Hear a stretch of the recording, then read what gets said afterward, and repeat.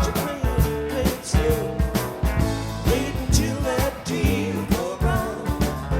Don't you let that deal go down, no, no. Gambling your vows for 10 good solid years. If I told you all that went down in that bird heart, both you only live. Goes to show you don't ever know. Watch each card you play it slow. Wait until that deal come round. Don't you let that deal go down, no, no.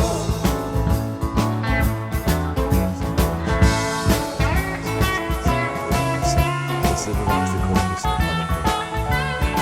causes predisposition to chronic alcoholism. It's a well-known fact that persons addicted to excessive drinking are not equally affected by it. The nature of the beverage, the quantity taken in, and the time during which the habit is indulged, the age, sex, temperament, habits, and occupation of the patient, the quality and quantity of the food taken, are so many circumstances modifying the action of alcohol in the body, and which may predispose it to suffer from chronic alcoholism. Quality taken. It might be considered at first sight that the more spirit or alcohol the beverage contains, the greater its deleterious action on the nervous system, and that we might consequently, from the known portion of alcohol in fermented drinks, establish a scale showing precisely their comparative tendency to bring on chronic alcoholism. Generally speaking, this rule holds good, and it will be found that raw spirits are the most hurtful. Then follow wine, beer, and cider. Except, however, in a general point of view, the injurious properties of alcoholic liquors do not always depend on the proportion of spirits they contain. McNish furnishes us with some valuable information on the effects of the different qualities of alcoholic stimulants. In his opinion, the safest way to use spirits is in the form of grog. Cold toddy ranks next in safety, then warm toddy, cold punch, and raw spirits. He adds, with respect to malt liquor, it is better to drink porter than strong ale, and advisable when accustomed to malt liquor to exercise, in order to avoid becoming fat and stupid and predisposed to apoplexy. For wine drinkers, the safest wines are, according to the same author, those possessed of the most diuretic properties, and which create the least headache and fever, as hock, claret, burgundy, bruxelles, and hermitage. Port, sherry, or Madeira, and sweet wines are apt to produce acid on weak stomachs. Claret is the most wholesome wine that is known. McNish also recommends not to drink of too many different kinds of wine at one sitting. The fact of intoxication being rapidly produced by mixtures of different wines is generally known, although usually disregarded when the temptation of a great variety of wines is offered to the guests at a dinner party. Hotel and tavern keepers, being frequently called upon to share the drink of their customers, are very liable to suffer from the variety of the beverages they consume. I have met with cases where individuals not only indulge in many different kinds of stimulants, but mixed one liquor with another in the same glass. Ale and gin, for example, being drunk together. Cider, and such wines as possess little spirit, and are more or less acid, are frequently, and with comparative safety, used in warm countries, and according to Roche may even prevent certain diseases, especially those resulting from a deficiency of the biliary secretion. Lehmann observes it is owing to cider's great cheapness that in several eastern cantons of Switzerland, such as Thurgovie, Appenzell, St. Gall, and Zurich, the results from the abuse of alcohol, so common in other cantons, are unknown. By consulting, as I have done, the medical practitioners in this country, one becomes convinced that cider is not attended with unfavorable effects, unless it be made from green fruit, or be ill prepared, or undergoing decomposition. There is no doubt, however, adds Roche, that the abuse of cider may become the source of disease. Delbecq states that cider does not agree with many people, producing frequently diarrhea and various forms of indigestion. Footnote, these sur influenced des boissons alcooliques sur la santé, 1854, end footnote. We may observe that even wines of the same quality, bearing the same generic name, and grown in adjoining districts, do not act with equal power upon the brain. Thus I am informed by a gentleman who has had ample opportunities of making himself acquainted with the properties of Rhine wine, that the grapes grown in some adjoining districts along the Rhine do not produce wines equally heady. I believe many individuals will find that wine or beer does not exert the same action on their brain as an equal quantity of a mixture of spirits and water, prepared so as to contain a proportion of alcohol similar to that which exists in the fermented juice of grape or in malt liquor. This circumstance may be accounted for by assuming that the alcohol of spirits, which is diluted, differs as to its influence on the brain from that of beer or wine, which is not distilled. At all events, we know positively that these two kinds of alcohol have not the same influence upon the sense of taste, for a wine connoisseur will be able to tell without difficulty whether distilled alcohol has been added to a sample of wine or whether the wine contains none but its natural alcohol. This fact showing that there is certainly a difference between the alcohol of distilled and that of non-distilled spirituous stimulants. Possibly, also, they are not with equal readiness removed from the body or decomposed therein. It is remarkable that distilled alcohol, added within certain proportions to port wine, is converted, after a lapse of some years, into the non-distilled kind, its presence being no longer discernible by the taste. Quantity taken. I had once an opportunity of overhearing a conversation between two laborers, the eldest, who appeared to have nearly reached the age of 70, and endeavoring to convince the other that the best way to attain old age was to drink freely of beer and spirits, and this, he observed, was a result of his own experience. It is certain that there are exceptions to the general rule that frequent excesses in alcoholic beverages will ultimately destroy health. These exceptions, however, are but very few. We must remember that the word excess is a case of intemperance, is not absolute, but to a certain degree relative, and that an allowance of spirituous beverage, all but harmless in one instance, might be attended with dangerous effects in another. The fact that some can indulge very freely in alcoholic drinks without suffering from them is illustrated by the following instance. J.M.B., aged 49, a hawker, was engaged 30 years ago working in a distillery at Bristol, and during the 7 years he was thus employed used to drink rather less than a pint of gin daily. He traveled afterwards to Devonshire, where he drank a great deal of cider, from which he felt no further inconvenience than pain in the stomach and purging. For the last 4 months he has been taking 7 or 8 glasses of rum a day. He exhibits no symptom whatever of alcoholism, and applies to be treated merely for an eruption of acne on the face. It will be observed that most of my patients suffering from chronic alcoholism drank to a considerable extent both malt liquor and spirits. Thus, W.B. Case 1 drank 1 pint of gin, and 2 or 3 and occasionally 6 or 8 pints of beer daily. E.C. Case 15 took half a pint of brandy and 5 or 6 pints of stout daily. G.R. Case 18 drank from 3 glasses to a pint of spirits daily, and 4 or 5 pints of ale. A very large amount of alcohol was taken by H.H. Case 46 and T.D. Case 47. The former, aged 42, contracted the habit of drinking when 14 or 15 years old, and from that time to the last 3 or 4 months has taken 3 or 4 pints of rum and as much beer daily. Footnote: this enormous quantity must be considered as an approximation to the truth. I cannot help thinking that the patient drank frequently less than his own statement might lead us to believe. End footnote. The latter, also aged 42, has taken for a period of 8 or 10 years an allowance of 10 small glasses of brandy, as much gin, and about 5 pints of beer daily. In some cases, a much smaller allowance of stimulants suffice to bring on a disordered state of the nervous system, as for example in that of G.J., Case 14, who took 3 or 4 pints of beer daily and no spirits, and this man became intoxicated if he drank no more than 2 pints of ale at one sitting. The following case shows how remarkably liable some individuals are to suffer from a very small amount of alcoholic beverage. G.B., aged 28, Case 35, a stoker in the House of Parliament, admitted as an outpatient at Westminster Hospital on February 24, 1859, has always been of sober habits and was only drunk once in his life when no more than 12 years of age. His daily allowance of beer has been 1 pint, and he has taken no spirits. 3 years ago he became a teetotaler because he found that even so little as 1 pint of beer daily did not agree with his health. He has been troubled with symptoms of chronic alcoholism for the last 3 years. Time the habit has been indulged. A very remarkable circumstance connected with chronic alcoholism is the fact of its occurring, or of the symptoms becoming frequently aggravated, long after the habit of drinking to excess has been given up, and even occasionally after complete abstinence for some time from alcoholic stimulants. As I am anxious to convince the reader of the truth of this statement, I shall perhaps be allowed to enter into the particulars of a case which illustrates it. T.C., age 35, a carpenter, has drunk hard during 10 years, taking from 6 to 10 pints of beer daily.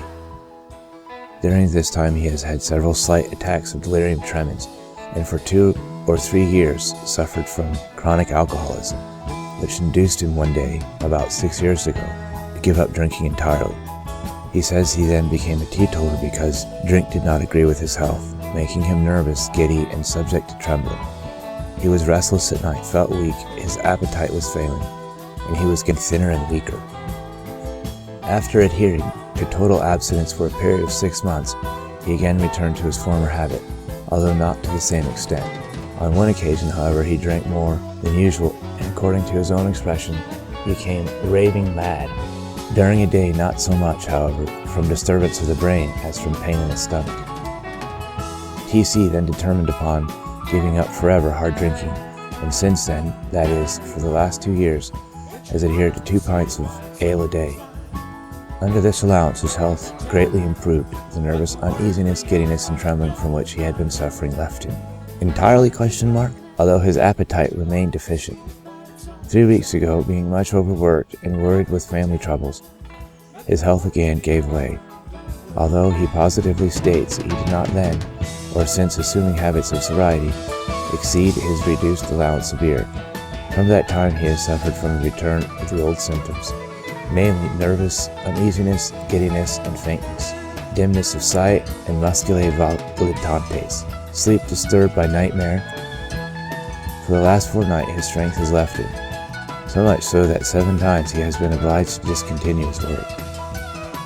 He is a smoker, but has not smoked lately to a greater extent than previously. Much smoking does not agree with him.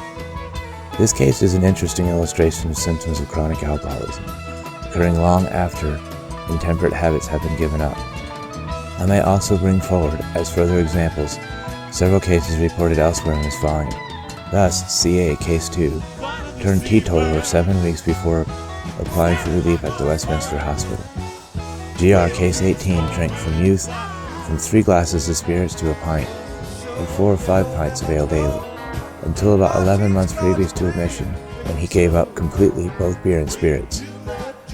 C.P., Case 21, took 12 pints of beer daily for 9 years, but during the last 4 years drank only 2 or 3 pints of ale a day.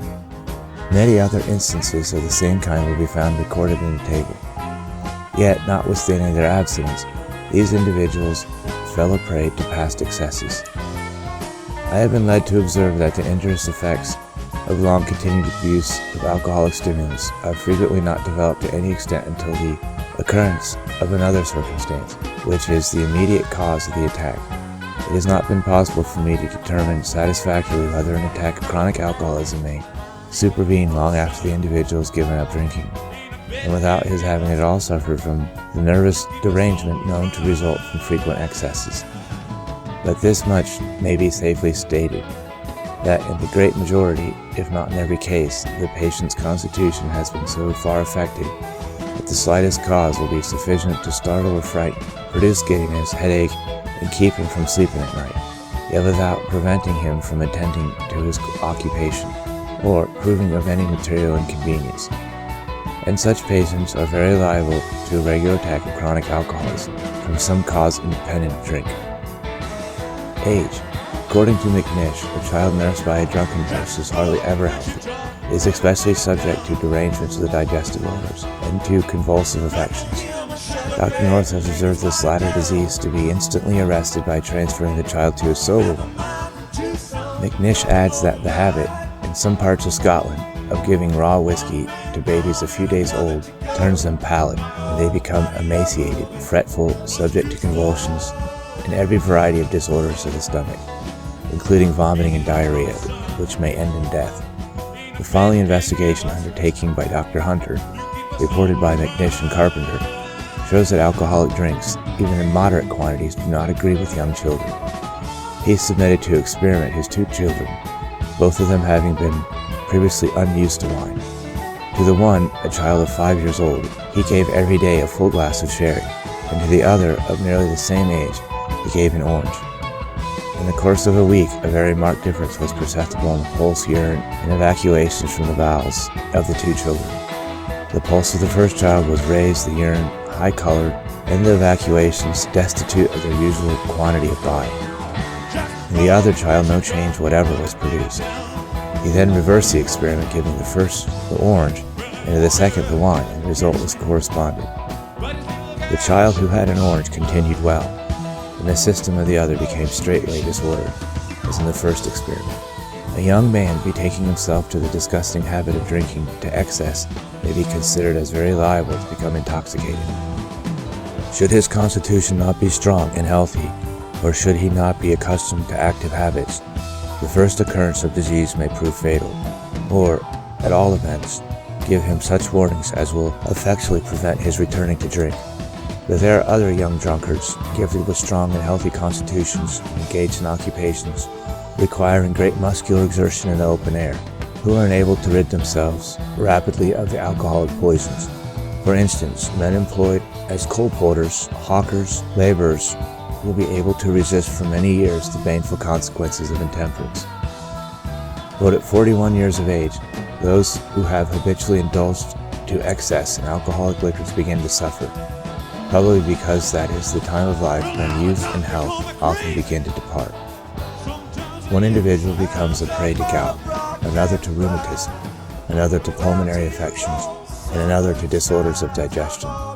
Now those very diseases are known to predispose greatly to chronic alcoholism, and it is therefore not to be wondered at that this disorder should usually make its appearance at the above-mentioned period.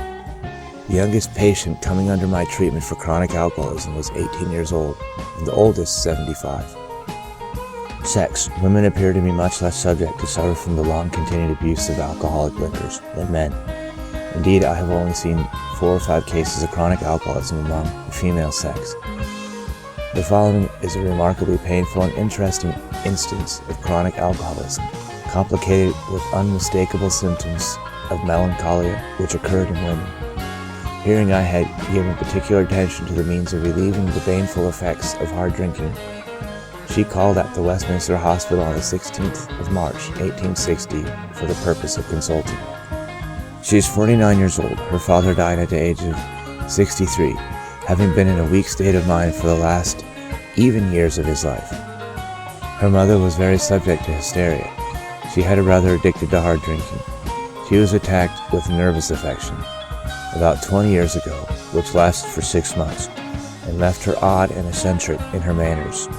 Has enjoyed, however, since then very good health, and was a robust and cheerful woman up to the 20th of June, 1858.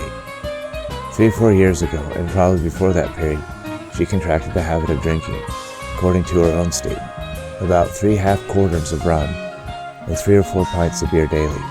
But after reading the details of this case, it will become evident that she took a great deal more.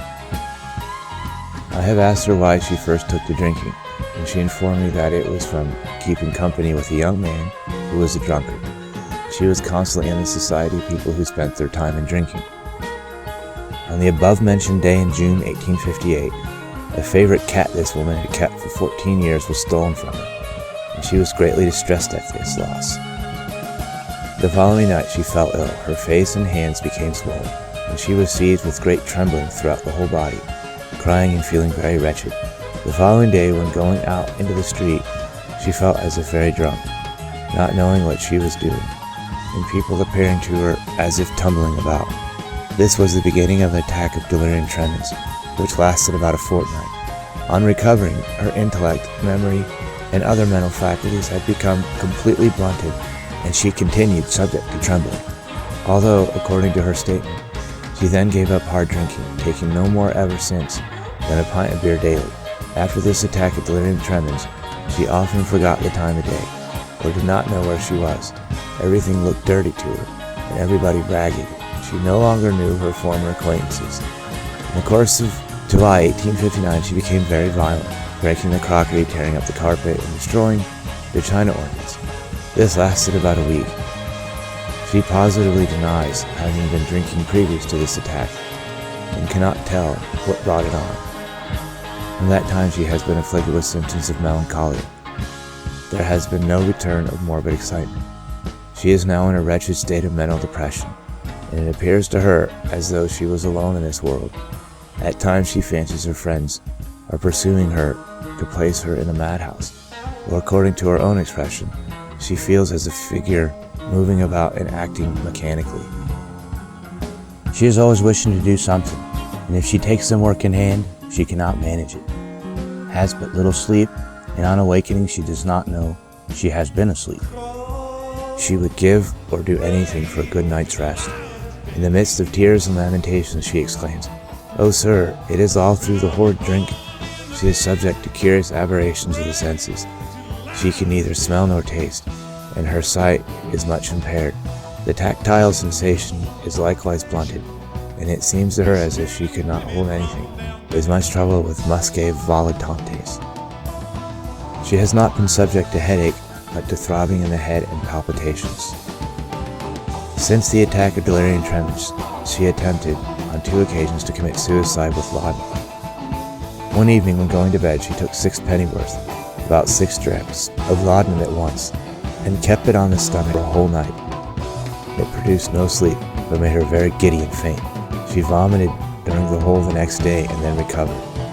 I have not in my notes the particulars of the other attempt. She says she has taken a large quantity of laudanum as a medicament, and she believes to have done her a great deal of harm. Several nights in succession she has dosed herself with 1 or 2 pennyworths, about 1 or 2 drachms, of laudanum or black drop. I cannot dismiss this case without remarking that the abuse of alcohol is not the only cause of disease. There was obviously a strong predisposition to insanity, but from the history of the case, and the patient insisting so positively on her belief that drink was the cause of her illness, I feel assured the abuse of alcohol was the exciting cause of the attack, of which delirium tremens was the beginning. This case struck me as an interesting combination of chronic alcoholism and melancholia. Magnus Huss accounts for his having met with but few cases of chronic alcoholism among females, by assuming not that the male sex are more predisposed to alcoholism than women, but that men indulge in alcoholic liquors more than women. Of 139 patients treated by Huss during 3 years, there were 123 men and 16 women. It is well known that delirium tremens is not frequent among females. Roche states that in his opinion this phenomenon is not owing to the circumstance that fewer women drink than men, for the disproportion is too considerable not to depend upon other causes. In 170 cases of delirium tremens observed by Reyer, there were only 7 females affected. Bang at Copenhagen only observed 10 among 456 patients. Hugh and Goldberg only noticed 1 case in 173. Kruger, Hausen, 1 in 16, and the directors of the hospital at Christiana, 1 in 11. Temperament. It would be very interesting to determine precisely the influence of temperament as a predisposing cause of chronic alcoholism. This object, however, would be very difficult to attain, because such patients have invariably a nervous constitution from the effects of alcohol when they apply for relief, and it is not easy to ascertain their temperament previous to their taking to intemperate habits. Whatever be the influence of this predisposing cause, there is no doubt that those who enjoy a sound constitution and strong health are much less liable to suffer from chronic alcoholism than others, and vice versa. According to Delbecq, the more plethoric and sanguine the temperament, the more the nervous system is irritable and subject to suffer from alcohol. Individuals having a lymphatic temperament being better able to stand spirituous beverages. Magnus Huss expresses a similar opinion. He classifies the different temperaments as follows according to their degree of influence in predisposing to chronic alcoholism. First, the sanguine temperament. Second, the phlegmatic. 3, the bilious. 4th, the lymphatic. 5th, the nervous. Habits. The habits of an individual are among the most important of the causes predisposing to chronic alcoholism. As a general rule, habits of indolence and idleness, independently of their acting as a strong inducement to drink, favor slow poisoning by alcohol. where the disorder is limited to the mildest symptoms, I have repeatedly observed it to be checked in a remarkable degree by having recourse to exercise of the mind and body, and I have noticed individuals accustomed to hard work becoming affected with symptoms owing to past excesses, because they had no longer any work to do. Smoking tobacco. Tobacco, more especially that of the strongest kind, undoubtedly predisposes the nervous system to suffer from the long-continued abuse of spirituous drinks, an observation which is not without importance and interest, considering that the habit of drinking is frequently accompanied by that of smoking. If it be remembered that the poisoning by tobacco fumes is attended with giddiness, trembling, and other symptoms referable to a disordered condition of the nervous system, it will obviously follow that the habit of smoking, and especially of smoking to excess, will act conjointly with that of drinking in bringing on an attack of chronic alcoholism. The following are a few cases illustrating this fact. H.E., case 33, a clerk admitted on the 21st of February 1859. Drank at Christmas last a considerable amount of ale and gin, and has been in bad health since that time, suffering from trembling in the morning, weakness, and loss of memory, and has lately been unable to sleep at night. This patient had contracted the habit of smoking a great deal of shag tobacco, to which circumstance he himself partly ascribes his illness. E.C., case 15, 6 years ago took to the habit of drinking about half a pint of brandy daily, and 5 or 6 pints of stout. After keeping up this allowance for nearly 4 years, he reduced it to 8 pints of porter daily, and continued with that amount up to the time of his admission on the 16th of December, 1853. He has suffered from the last 4 years from chronic alcoholism, one of the symptoms being trembling in the morning, especially when he has drunk freely the evening before.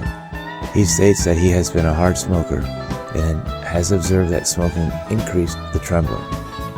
A.P., case 41, Act 40, a gas fitter, admitted on the 21st March 1859, had been in the habit of drinking for the last 2 or 3 years 6 or 7 pints of beer daily. 6 or 7 months ago he began to exhibit the symptoms of chronic alcoholism. About 6 weeks previous to admission, when smoking 3 quarts of an ounce of tobacco per day, he suddenly became worse, his nervous system having evidently been much affected by the use of tobacco. The habit of smoking being one so prevalent among those who are fond of alcoholic stimulants, and its effect being so directly connected with the slow poisoning from alcoholic beverages, an inquiry into this subject will not be out of place on the present occasion. It is difficult to conceive why boys take so much pleasure in smoking cigars or a pipe when out of sight of their parents or guardians, but vanity and pride probably here act a prominent part. Children desire to imitate their elders and show each other they can color a pipe or smoke a cigar to the very end, even if they have to pay the penalty of nausea and vomiting. Thus the individual contracts a pernicious habit which he will find extreme difficulty in breaking off, if obliged to do so in after life. When smoking is becoming a habit, it gradually ceases to cause sickness, although still occasionally nausea and giddiness, and finally the nausea and giddiness disappear, returning only on special occasions. It is then that tobacco smoking produces such pleasurable sensations as those resulting from the narcoticism of opium, when the imagination changes each successful puff of smoke into every description of fanciful objects, when the bachelor forgets his solitude, the mind its troubles, and the body its pains. A painful impression on the mind is certainly soothed by smoking, and this is a frequent cause of the habit being contracted. One man will take to smoking to drown the disappointment of unsuccessful labors, and another to allay the affliction from the loss of a friend. Footnote. Smoking appears to have the property of diminishing the power of mental abstraction. It is probably on this account that when the mind is haunted by some painful idea, the act of smoking assists the effort of the will to dismiss it. End footnote. Smoking is also a frequent habit among those who are called upon to exercise much mental exertion, because it appears to possess the power of resting the mind when tired. When the body and mind are excited, and it is usually the case after dinner, or post-pocula, or in a convivial meeting of friends, smoking is often resorted to as an instinctive means of keeping the excitement within certain limits. The very prevalent habit of smoking after dinner must have for its principal object that of allaying the discomfort arising from the stimulating action of the meal. At dinner, a glass of sherry Madeira immediately follows the soup, these, along with port, being our strongest wines. At first sight, it does not appear rational to commence with the strongest wine, which must necessarily impair more or less the taste and stimulating effects of the weaker, such as claret and burgundy, that may follow. But it is found agreeable to begin by exciting the appetite with a powerful stimulant. The more alcoholic the beverage, the better it answers the purpose. So much so that some are not satisfied with sherry after the soup, but begin dinner with a glass of spirits. The stomach is thus induced to take more than is required, and after dinner a sensation of fullness is felt, which is conveniently relived by a cup of strong coffee. But now an uneasy feeling of heat and excitement is experienced, from which the body partly recovers by means of a full-flavored cigar pipe. Finally, it is remarkable how much certain individuals can smoke on special occasions without its producing giddiness or sickness, or any unpleasant feeling. The same persons being in general easily affected by alcohol. In all cases where the body and mind are excited within certain limits, smoking will be most easily tolerated, as for example after dinner, during the excitement from eating and drinking, in a party attended with the enjoyment of conversation, or a sporting excursion, when under the influence of sport and exercise, and the stimulating power of open air. I may perhaps be allowed to conclude these observations by advising young men, whatever may be their position in life, not to take to smoking, as such habit is certainly not conducive to health. To adults of a sound constitution who have contracted a habit of smoking to a moderate extent and do not feel worse for it, I would recommend to smoke only after a meal, and that but seldom. Occupation. Such occupations will exhaust the body, from their requiring great muscular exercise, especially when carried on indoors, favor the early development of chronic alcoholism, and occasionally, in these instances, a very small proportion of alcoholic beverage will be hurtful. Thus, individuals obliged to work hard in a confined place, before a blazing fire, as stokers on board steamers or in factories, are very liable to suffer from spirituous stimulants. The reader will, perhaps, remember the case of J.B., case 35, a stoker in the House of Parliament, who at the early age of 23 labored under chronic alcoholic intoxication. P.S. Case 3, an engineer on board a steamer consulted me for chronic alcoholism at the age of 33. He had suffered previously from several attacks of delirium tremens. I have already recorded the case of an engine driver contracting chronic alcoholism at 56. His immunity arising probably from a very robust state of health.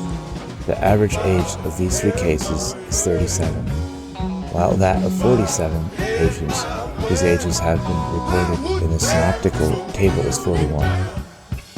Traits affording very little or no exercise of the mind or body predispose also to suffer early, and consequently when young, in the habit of drinking. Thus, clerks, tailors, and other tradesmen, cab and cart drivers, are very liable to disorders of the nervous system arising from intemperance.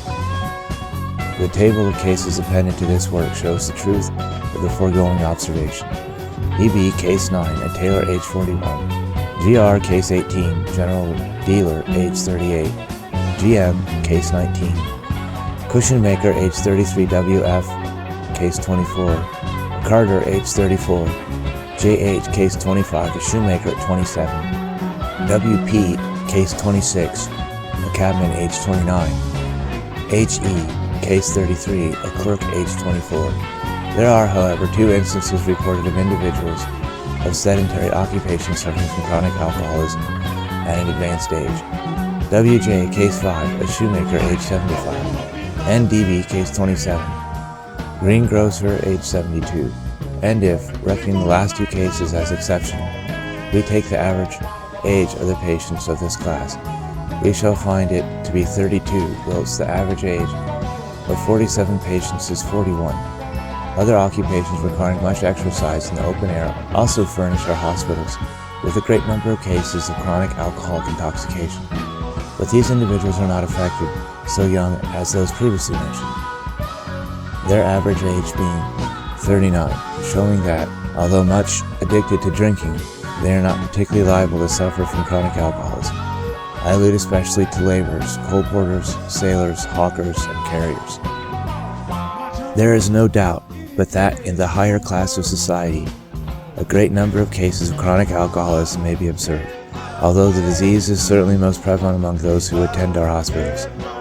Dr. Budd, alluding to the indigestion of drunkards connected with symptoms of chronic alcoholism, observes, footnote, Dr. Budd, on the organic diseases and functional disorders of the stomach, page 290, end footnote. The kind of disorder we are considering is now seldom met with, except in the lower ranks of life. Half a century ago, hard drinking was common in the upper classes, and men of fortune were often sent to Bath to restore the tone of their stomach by drinking of its waters.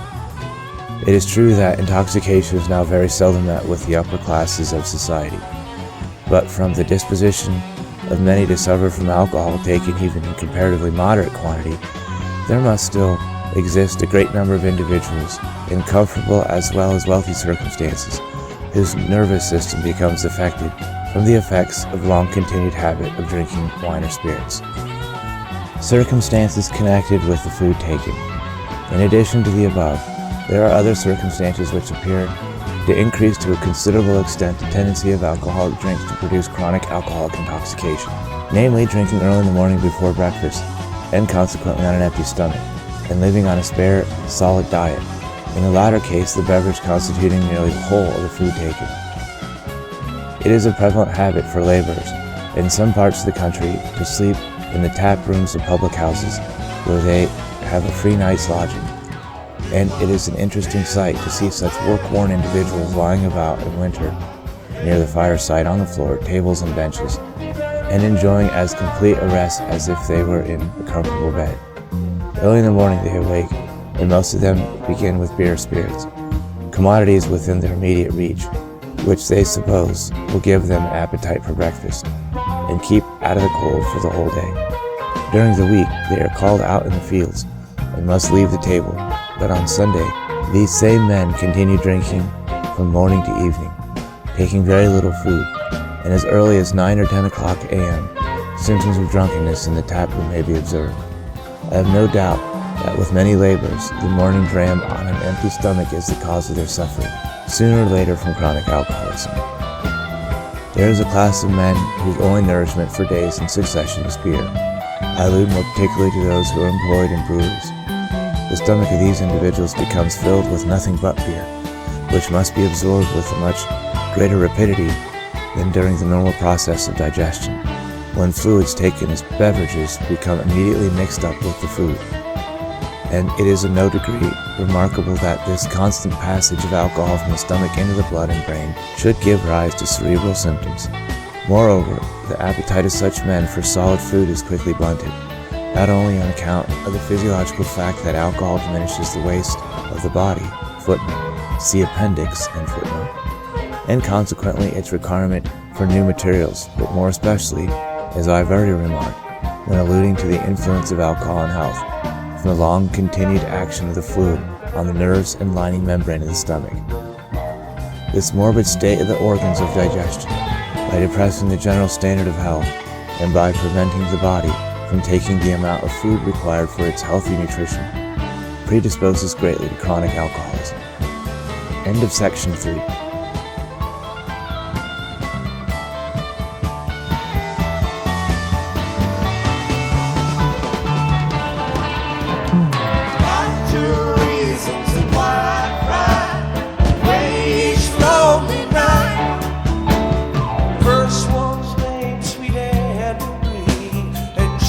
My heart's delight.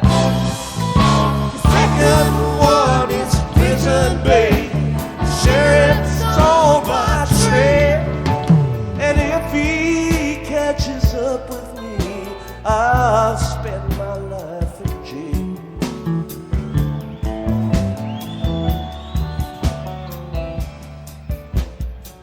Got a wife, she your babe, and one Cherokee. First one say she got my child, but it don't